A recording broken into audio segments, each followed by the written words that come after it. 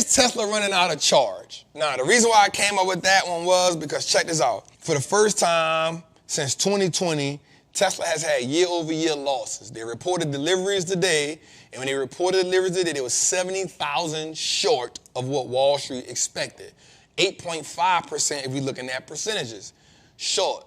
I think it's a combined effort of they're losing China. China is whooping their butt. They're making some amazing cars. Now, they're still the #1 EV dealer in America. But remember, China was their biggest, where they got the most sales from, right? They're losing in China bad. China making amazing cars, and they're making them for cheaper. And Tesla has to find a way to get more growth in China, and I just don't know how that's going to go. I think Elon, I've never ran a multi-billion dollar company, but here's what I do know. I think Twitter was a bad purchase for him. I don't think he should have bought it. I think he was in over his head when he got it. He was emotional at the time. He way overpaid for it. He overpaid for it by far. He overpaid for it. And when he overpaid for it, that hurt him. And then he just hasn't been doing the right thing with this. There's been a lot of things going on. He's been taking a beating. The company is down 33% year to date. It's one of the worst performing stocks in the S&P 500. And that's horrible when you got a company that's still in growth mode. And for them to be missing deliveries like that, I don't know. But let's go to the next slide. Kathy Woods buy more Tesla and sells NVIDIA. I don't understand this, Kathy. I don't understand this. I don't understand this. But here's what she said. She said Tesla will be a $2,000 stock by 2027. Right? She said Tesla will be a $2,000 stock by 2027. She sold, and I quote, she sold 663,000 shares of Robinhood worth $12 billion. She sold 7,000 shares of Coinbase worth $1.7 billion. And she sold 3,200 shares of NVIDIA worth $2.8 million. She sold that to buy another 84,000 shares of Tesla at $175. So if I'm not mistaken, Tesla right now, so she bought these last ones at $175. I think right now Tesla is at 160, 166. So she's already down on that position, $10. I don't know what the hell she see.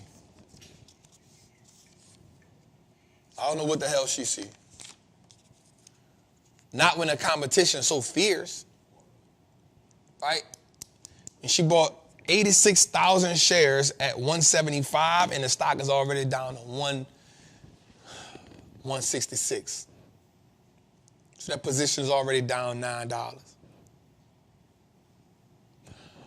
The problem I have, I don't want to say that she don't know what the hell she's doing, because I've never ran billions of dollars of money, right? And there's I do believe in betting on the future, but I also believe that you keep, like, she has a huge position in Tesla.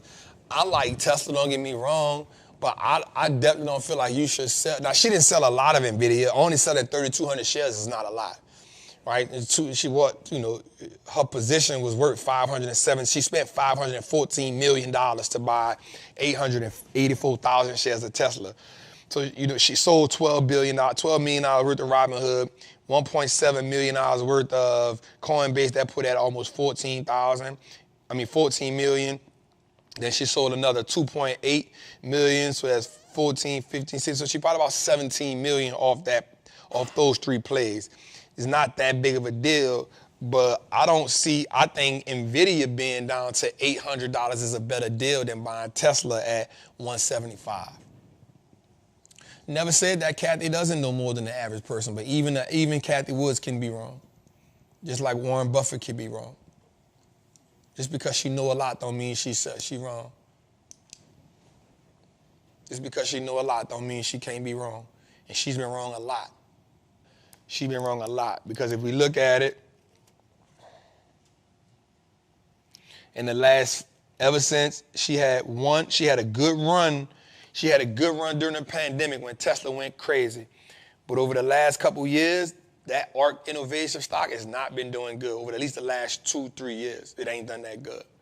She's underperformed. But I'm not mad at her because she bet in the future. So I don't know. She has a great vision, but sometimes we get it wrong.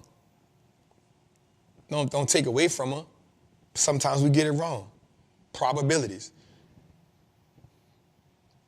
You feel me? Sometimes we just get it wrong. I'm not saying that she's wrong. I still believe in Tesla too, my damn self. And when you look at the NVIDIA play, she probably just took some profit off the top. The company ran off a lot. She took some profit off the top, and then she put it in another position. I'm not mad at her selling the Coinbase or the Robinhood, but I don't know. I don't know if the market. I still think Tesla is big dog. Let me say that. But having it as a $2,000 stock by 2027, with the way China is just pushing out some great product over there, I don't know. He's losing market share in China. Feel what I'm saying? Like, let me make it make more sense for you. He was the dominant hustler on the block in somebody else's hood. But the people in the hood where he was the dominant hustler at, where he not from, they done started developing their own product, and now they pushing him out the hood. All right, April Fools. All right, so we got some information came out, man. Y'all know I like to do research. I like to do homework. I like to make sure that we in the best possible position when we playing this game, y'all. So I did some homework. Y'all know I do a bunch of homework and data, right? Watch this. So April, shout out to my guy Peter. Peter got the hair slick. You know, Peter got the hair slick back. You know, Peter don't slick the hair back no more. But watch this. April is typically a good month for stocks, right? Since 1980, the S&P rose 1.7% in April. It's the second best month. We all know what the first best month is, right? Right? We know what the worst month is, right? Worst month is what? September. All right, so watch this. April is the second best month in the market. April has exceeded, right? On average, it has returned 1.7%. On average, April has also exceeded 5% on 8 occasions. We're talking since 1980. It has exceeded 5% on 8 occasions. It has also given us several inclines in 2001 of 9.4%, in 2020, 12.7%, and in 2001, 6.1%. On average, it gives us 1.7%. But it has had down years, 3 to be specific. 2002, minus 6, 2000, minus 3, and 1981, minus 2.3. All right, let's go back. Let me go back so you can understand what's going on. Typically, April is the second best month in the market. Now, remember what we say. History don't repeat itself, but it always rhymes. It'll rhyme before it repeat itself. Right? So he's not saying that April going to blow out the water, but what it is saying is on average in 1980, in April, the market goes up by 1.7%. On average. Right? On average. In April, the S&P goes up 1.7%. But it has had times where it exceeded that. It has given us 5% on 8 different occasions. It has also given us 9% in 2001, 12% in 2020, and 5.2% in 2021. So on average, it gives us 1%, but we've had these outstanding years. But then we've also had 3 years where it just didn't give us none of that. And the 3 years were 2002, minus 6%, 2000, minus 2%, and 1981, minus 2.3%. Now, here's my take on it.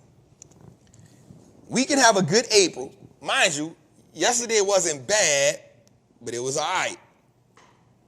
Today didn't come in too well. But remember, if interest rates can hold steady, right? and they can remain under control. Earnings season is coming up.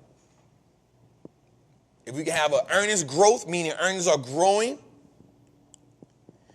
and if the 10-year note can stay under 4.3, say that again. If the 10-year note can stay under 4.3, if interest rates can stay here, or at least get some type of inclination that we gonna cut, we'll be all right. We'll be all right.